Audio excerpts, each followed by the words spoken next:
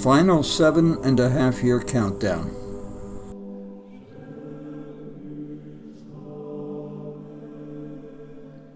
All Orthodox Christian prophecies are based on the Old and New Testament prophecies about the end times. However, they flesh out in much more stark detail the events to come and show us precisely how these events will prepare the way for the Antichrist. For example, when the book of Revelation mentions a terrible war that will mark the beginning of the end, the prophets envision through the Holy Spirit which countries will be involved in it, how it will start, why it will get out of control, how it will be finished, and how the world will respond. 3 precipitating events. Christ described the beginning of the Great Tribulation as being marked by famines and earthquakes. Quote, "There will be famines and earthquakes in various places. All these are the beginning of birth pains." End of quote. In the book of Revelation, which describes the conditions for the last times of the world, the saints' prayers are heard by God, and he sends huge storms and an earthquake to show that his judgments have become imminent. People are called to repent before calamities become incrementally worse and before they culminate in final devastation. Then the angel took the censer, filled it with fire from the altar, and threw it to the earth. And there were noises, thunderings, lightnings, and an earthquake. First, we have a third of the earth's trees and vegetation dying, a process which may have already begun. The heating up of the inside of the earth itself is something already being noticed by environmental scientists. In addition, NASA has noted that underground aquifers have begun drying up at an alarming pace. As predicted in the scriptures, nations have already started drinking desalinated water. Isaiah said, "And the Egyptians will drink water from the sea, for the river will run dry and have no water." Then the second angel sounded, and something like a great mountain burning with fire was thrown into the sea. And a third of the sea became blood, and a third of the living creatures in the sea died, and a third of the ships were destroyed. This quote from Revelation itself. With regard to the biblical prophecy of the great burning mountain which falls into the sea, let's revisit the extraordinary prophecies of St.Paisios, the myrrh streamer of Mount Athos, who elaborated on this prophecy in detail. St. Paisios lived in the 1600s, but his prophecies were revealed posthumously only in 1817 to the barely literate Athonite monk Theophanes. Back in the 1600s, St. Paisios had prophesied that this first earthquake referred to in Revelation would occur on Mount Athos, which is situated on a peninsula of Greece, and that, at least for the faithful who were paying attention, it would be a sign of the end, a clear signal that the 7.5-year countdown to the end of the world as we know it had begun. St. Paisios said that this event would signal the end of the period of salvation, although most people would not notice the spiritual significance of this event. This passage from Revelation, the earthquake which causes something like a great mountain to fall into the sea, has puzzled biblical scholars for centuries because they weren't able to identify and to locate this mountain. They didn't understand that this mountain was not great because of its size. It was great because of its holiness. When the earthquake on Mount Athos happens, the end times have inexorably begun, and grace is removed from the earth. Now, instead of going largely unnoticed by the average person, as is the slow heating and drying up of the earth right now, this earthquake and the great mountain falling into the sea will be very noticed. It will be dramatic and televised. As a result of the earthquake, Mount Athos will sink into the Aegean Sea with all its churches and monasteries, with all its sacred images and relics, its libraries and its treasures. This would happen in order to prevent any future profane handlers from fingering its holy things. The resulting destruction of 1/3 of the creatures and of the ships referred to in Revelation will likely be those in the area of the Aegean Sea. Almost 400 years ago, St. Paisios had also correctly predicted the sexual, social, spiritual degradation of our present times. The prophet Amos wrote, "And from the north to the east men will scurry about, seeking to find the word of the Lord, but they will not find it." These people will be cruel and will be like wild animals because of the temptations of the Antichrist. There will be no respect for parents and elders, love will disappear, and Christian pastors, bishops, and priests will become vain men, completely failing to distinguish the right from the left. At that time, the morals and traditions of Christians and of the Church will change.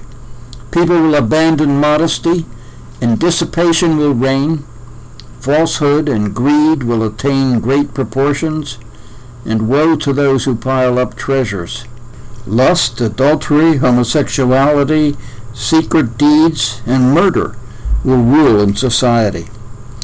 At that future time, due to the power of such great crimes and licentiousness, people will be deprived of the Holy Spirit, which they received in holy baptism, and equally of remorse. The churches of God will be deprived of God-fearing and pious pastors. And woe to the Christians remaining in the world at that time. They will completely lose their faith, because they will lack the opportunity of seeing the light of knowledge from anyone at all. Then they will separate themselves out of the world in holy refuges, in search of lightening their spiritual sufferings. But everywhere they will meet obstacles and constraints. Many criticized this particular prophecy of St. Paisios because he had lived in the 1600s, when, in Western Europe, robber barons ruled, sex and licentiousness was rampant, and children were thrown on the hillsides to starve, after all of which people repented on Sundays. Why, they asked, would God be so trite as to be bothered by women wearing trousers or cutting their hair while all these other serious sins were going on? Well, first of all, while people have always been sinners, none of these sins were legitimized or legalized at that time. Second, let us look at what's going on now in comparison. Murder of unborn babies has been completely legalized. Homosexual marriages as well as transgender operations have been legitimized and legalized. Except for the biblical account of the particular city of Sodom, today's universal acceptance and legalization of homosexual marriage, let alone the common practice of transgender operations, is completely new in the social history of the known world. St. Paisios also predicted that World War III would immediately precede the appearance of the Antichrist, as would the fall of Mount Athos. Frightfully apropos to our current political tensions, St. Paisios made this prediction back in the 1600s. All three of these events, anomalies in weather and nature, world war, and especially inconspicuous fall of Mount Athos, would occur right before the appearance of Antichrist.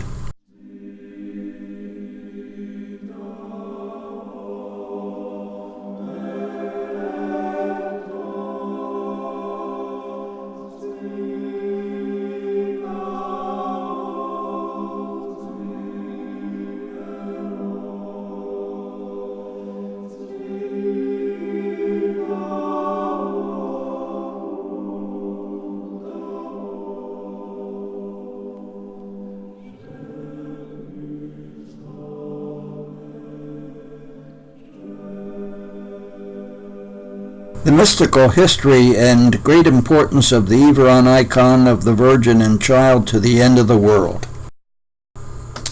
According to St. Paisios, before the earthquake occurs, a very mystical event will occur. The monks of Mount Athos will have been alerted to leave the peninsula because of the miraculous departure of a certain icon. This is the well-known Everon icon of the Virgin and Child, originally painted by St. Luke as it slowly and miraculously departs from the peninsula. The Everon icon, which miraculously appeared in the waters near Mount Athos 1,000 years ago, will just as miraculously leave Mount Athos, whereupon St. Paisios advised that the monks should leave the mountain as well. St. Paisios prophesied that the Everon icon would miraculously depart from Mount Athos before the end-time earthquake would occur. Other Athonite monks also say that this Athonite earthquake is the one described in Revelation 10, verses 8 and 9. Quote, "Then the second angel sounded, and something like a great mountain burning with fire was thrown into the sea. And a third of the sea became blood, and a third of the living creatures in the sea died, and a third of the ships were destroyed." End of quote. St. Paisios had counseled the monks back in the 1600s that those who sought shelter on the holy mountain should never become despondent nor lose hope in the protection of the Mother of God, and that they should not abandon Athos until that day that the Everon icon of the Mother of God miraculously departed from the mountain. He counseled that the monks should follow the icon to whatever country in which it settled. Because of recent visions, and in addition to past history, it is conjectured that it would likely settle in the country of Georgia. This Everon icon is the same icon that had also miraculously appeared in the waters near Mount Athos back in the 900s. The icon had been prayerfully placed in the sea by a pious widow attempting to protect it from destruction by soldiers of Byzantium, who were carrying out the iconoclastic orders of the emperor in Constantinople at the time. The icon developed a blood mark on its imaged face, indicating where it had been stabbed by the soldiers. It was called Everon, named after the ancient eastern portion of Georgia, Iberia, because it was only the Georgian monk St. Gabriel of Mount Athos who was deemed worthy enough to retrieve the icon from the sea and take it to the Everon monastery on Mount Athos, originally built by the Georgians.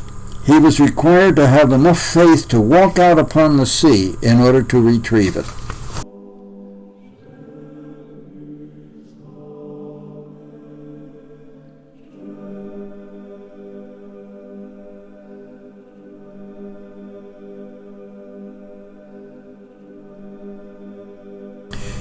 Another monk, also called St. Gabriel, and also a Georgian, but who died much more recently, in 1995, reminded us of the additional pertinent history about why it was prophesied that the Everon icon of the Virgin and Child would settle miraculously in Georgia.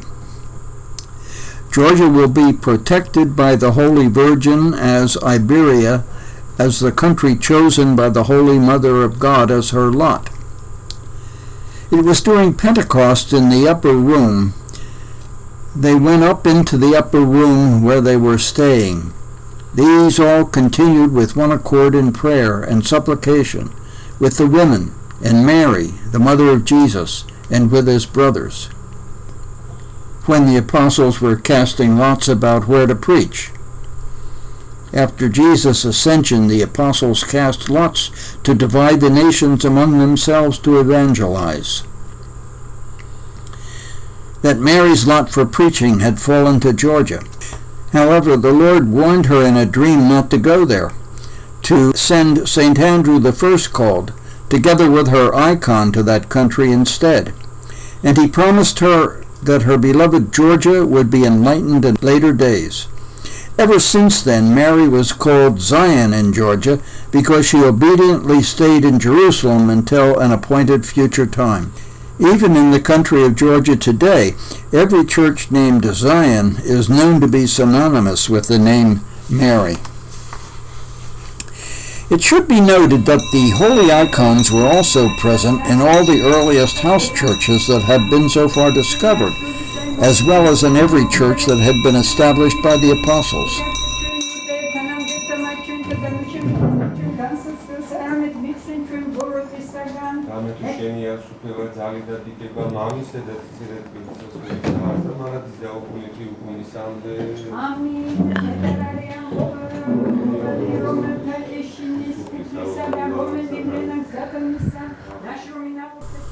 Further, the modern St. Gabriel insisted that the departure of the Everon icon of the Virgin and Child from the Holy Mountain would be televised for all the world to see.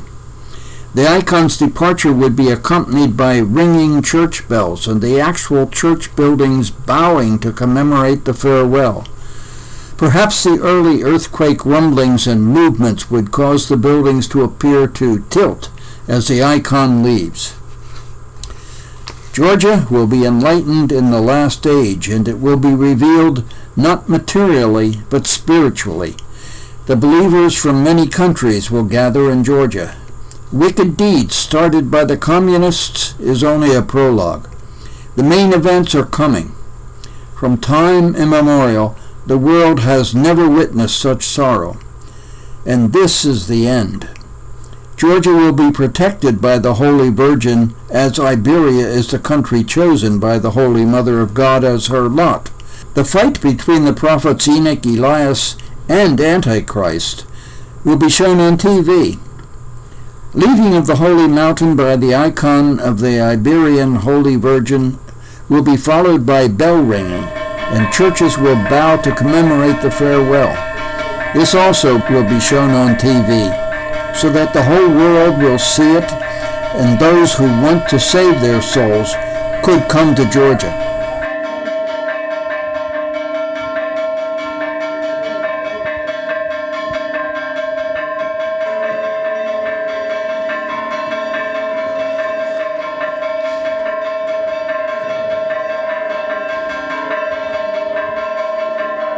Could this Everon icon be the sign or ensign referred to in Isaiah? Curiously, the Old Testament also predicted that Arabs, Egyptians, as well as Israelis, presumably converts to Christianity, because they would be following the image of a most revered Christian saint, would all travel together over dry riverbeds to a special Holy Land in a future time, led by an ensign of the people. Here they would live in relative safety as they awaited the return of the Messiah, while the rest of the world chose to live under the Antichrist. Isaiah records, "In that day the Egyptians shall be like women in fear and trembling because of the hand of the Lord of hosts, which he shall lay upon them. The country of the Jews will be a terror to the Egyptians. In that day there will be an altar to the Lord in the midst of the country of Egypt, for they will cry to the Lord because of their oppressors, and the Lord will send them a man who will save them. Then the Lord will be known to the Egyptians, and in that day the Egyptians will know the Lord and offer sacrifices. Yes, they will make vows to the Lord and pay them. They will return to the Lord, and he shall hear and heal them." In our present decades, we have had the additional curious and unexplained phenomenon of myrrh-streaming icons of the Virgin and Child proliferating around the world, including the famous one acquired on Mount Athos and owned by the recently deceased Jose Nunez. Sweet-smelling myrrh has been reported to stream even from paper copies of these icons. People have gathered for several years recently to venerate these icons of Virgin and Child to whatever Orthodox churches they've traveled with their owners. Will these streaming and miraculous icons be practice runs, preludes, calls to the righteous to piously follow the Everon icon of mother and child to wherever it goes when the real end-time event occurs? Aside from Georgia falling to Mary's lot at Pentecost, why else will St. Luke's icon most likely travel to Georgia? For almost 2 millennia, thousands upon thousands, if not millions, of Georgians were hideously martyred by non-Christians and atheist invaders as they defended their Christian faith and country. Yet despite the most hideous tortures, they remained steadfast, stalwart in their Orthodox Christian faith. Some prophets say that the Russian Orthodox Christians and those of the Slavic countries were also severely treated under communism. As a result, their areas may also become places of Christian refuge. Perhaps soon it will be everyone else's turn to be tested. American Christians have as yet hardly been tried. Perhaps the Lord wants to see how the rest of us do in defending the faith.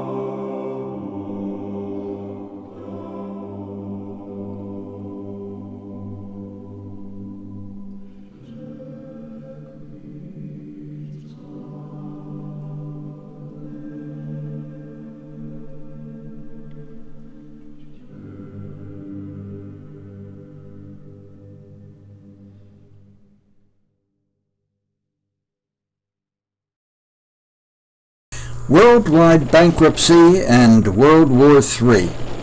Many Orthodox monastics have agreed that World War III would mark the beginning of mankind's final 7-year tribulation as described in the book of Revelation.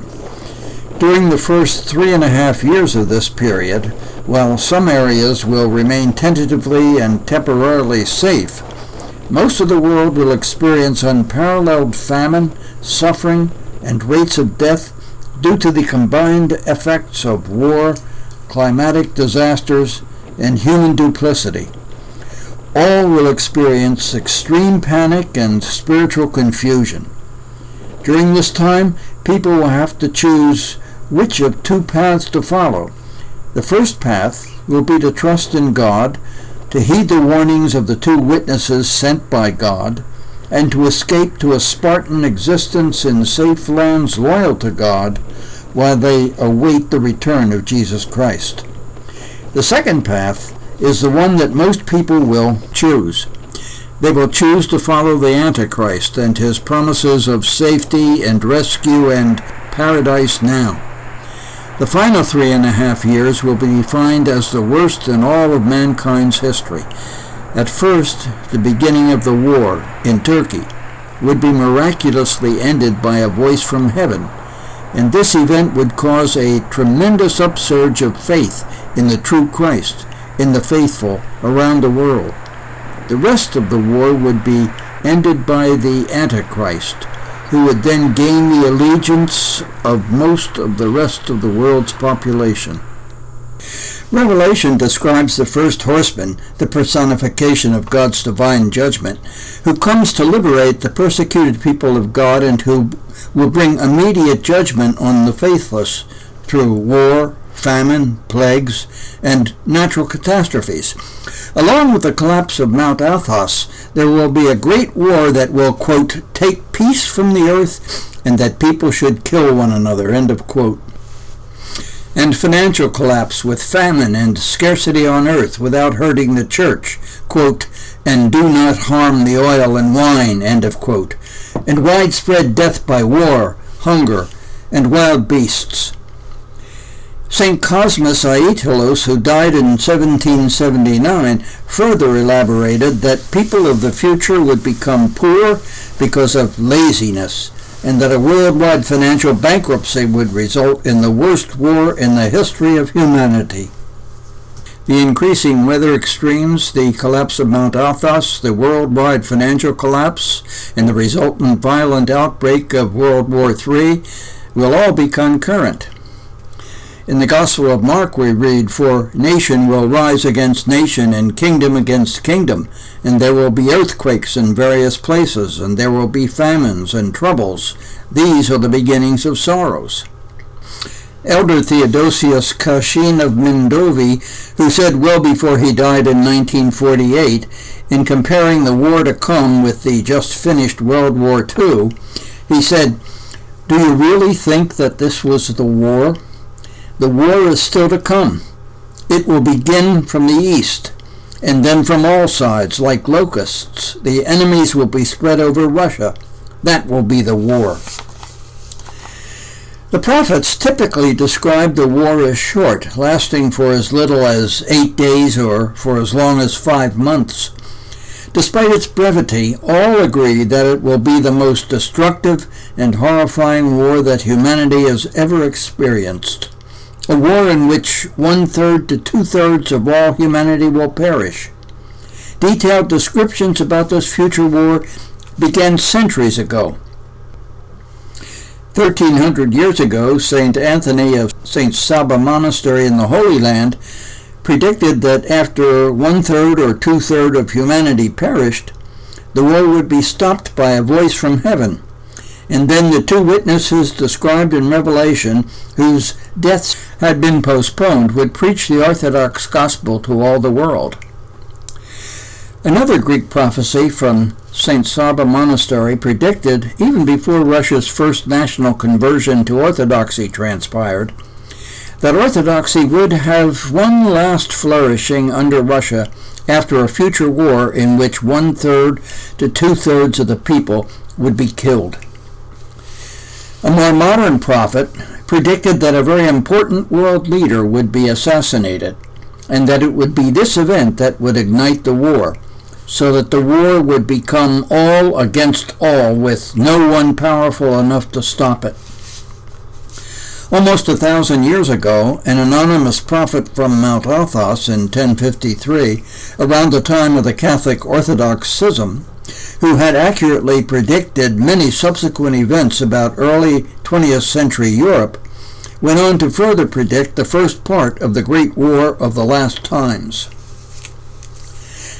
Quote, "General slaughter of the Muslims and of the barbarians by the Orthodox people, anxiety of the world, general helplessness on earth, presumably because of the lack of leadership, battle of 7 states for Constantinople, present-day Istanbul, Orthodox people would defeat Muslims, Russia's predicted triumph over the Turks, war is ceased by an angel of God, and Constantinople is handed over to the Greeks, submission of the Latins to the unerring faith of the gospel, exaltation of the Orthodox faith from the east to the west, cessation of the Roman papacy, declaration of one patriarch for the whole of Europe for 5 or 50 years, returning to the arms of Mother Church, rejoicing, thus it shall be." Bishop Gregory of Messenia, according to an even earlier anonymous prophecy from a monastery in the Holy Land, this war will be stopped by a voice from heaven. This voice from heaven will be a major event, noticed by all, enough to call many Christians back to the Orthodox Christian Church. Quote, "From until that time there will have been preached not the gospel of Christ, but the gospel distorted by heretics." This Greek prophecy preceded the famous prophecy by the Greek Catholic St. Malachi, who died in 1148, who foresaw that Pope Francis would be the last pope. I quote, "In the end of times, the seat of the sacred Roman Church will be borrowed with Peter Rimsky, who will feed weak-willed, making a set of disasters.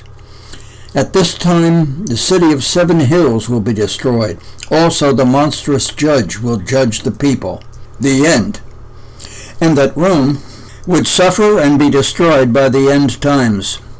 It appears as though it will be the miraculous appearance of the angel who stops the war in the area of Turkey that will inspire the Catholics and the others to return to orthodoxy. St.Paisios and Leo the Wise further elaborated on the miraculous stopping of the war in Turkey.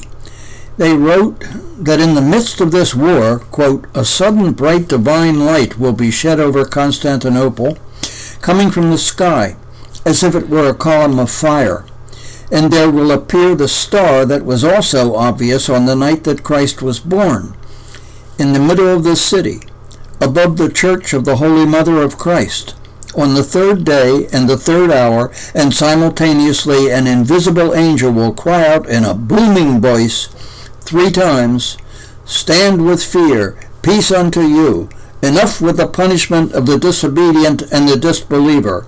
Hurry, go toward the west, and to the right of the 7-hilled city you will meet a virtuous man, a friend of God, wise and righteous, who comes from a royal family, dressed shabbily, but is merciful, austere, and soft-spoken, standing between 2 pillars. As soon as you find him, crown him king. End of quote. Another quote. There is a sleeper general named John who the Archangel Michael will then indicate to Christians that he will reign now. He will indicate the place to them with his finger, and they will call him to lead and reign over the Greek Orthodox people, and this will happen. End of quote. Monk Abel, the prophet who died in 1831, also foresaw that the Orthodox cross would again gleam upon the cathedral of Hagia Sophia, and that, quote, holy roofs would be filled with smoke of incense and prayer, and will blossom like a heavenly lily. The brilliance of earthly glory will blind the mind. The word of truth will be defiled, but with regard to the faith, some from among the people, unknown to the world, will come forward and restore what was lost. End of quote. St. Seraphim of Sarov, Russia, who died in 1833, predicted that the Lord would resurrect him before the end times, when he will preach universal repentance.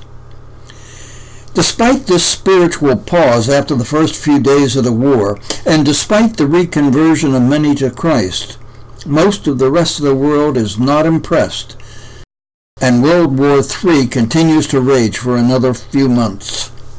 Another quote. In Russia, during this period, there will be an Orthodox Tsar, whom the Lord will reveal to Russian people, and after this the world will again be corrupted, and will no longer be capable of correction. Then the Lord will allow the enthronement of the Antichrist. End of that quote. Hegumen Gorija of Georgia, as well as many other monastics, prophesied that the Chinese would then immediately invade and almost completely decimate Russia. It appears as though it will be the Russian war against the Turks that will last 8 days, while the Chinese involvement against the Russians will extend the war for several more months. St. Seraphim of Varitsa wrote that many countries will fall on Russia, but she will survive, though losing a great part of her territory. St. Seraphim also prophesied, and I quote, Gentiles will come to be baptized in Russia for 15 years. Then the Antichrist comes. This war of the Chinese against the Russians is the war about which the Scriptures and prophet foretold, and it will be the reason for the worldwide association of mankind. St. Seraphim of Sarov, who died in 1833, prophesied almost 200 years ago that Russia, quote, will come together into a single united body with other Slavic nations and comprise a huge ocean, one mighty realm, fearsome to the foes of Christ, before which all the other tribes of the earth will quail in fear. And this is as sure as 2 + 2 = 4. Just as St. Seraphim will resurrect from the dead, from the remnants of Russia, to preach the Orthodox gospel and history of the world to all people, so an angel will resurrect St. John Vatotsis Emperor Byzantium from 1222 to 1254 to preach to the world and to rule in Constantinople. Meanwhile, the country of Georgia, which borders on Russia, already seems to have its holy leader, His Holiness Ilya II, Catholicos, Patriarch of all Georgia. After receiving a vision of Christ's second coming at a particular place in the mountains of Georgia, the Patriarch had a monument to the second coming built there. It is the only monument of its kind in the world. Here is another quote. At around the same time as the prophecy of World War III from Mount Athos was given, St. Hildegard of Germany, 1098 to 1199, also prophesied independently and far from Mount Athos that the great ruler in Europe, could this be Putin, would exterminate the Turks almost entirely, and that one of the remaining Mohammedans would be converted to Christianity. He would become priest, bishop, and cardinal, and when the new pope was elected, the converted Turk would kill him before he is crowned. He would then declare himself the anti-pope, and 2/3 of the Catholics would follow him. This momentous event would occur immediately before the Antichrist takes power. She claimed that both of this new anti-pope as well as the Antichrist would be descendants from the tribe of Dan. End of quote. The recently deceased St.Paisios of Mount Athos, who died in 1994, prophesied further details about the beginning of World War III. Presumably, after the collapse of Mount Athos, the Turks would invade Greece over Cyprus. Russia would then invade Turkey, and other nations would join in the fight to capture the valuable Turkish territory for themselves. However, the Turks would be utterly defeated by the Russians. 1/3 would convert to Christianity, 1/3 would be killed, and 1/3 driven deeper into the Middle East.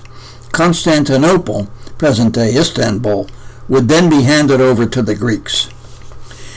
These are only a few of the many and varying versions of the World War III to come. Perhaps the visions describe different aspects of the all-against-all war.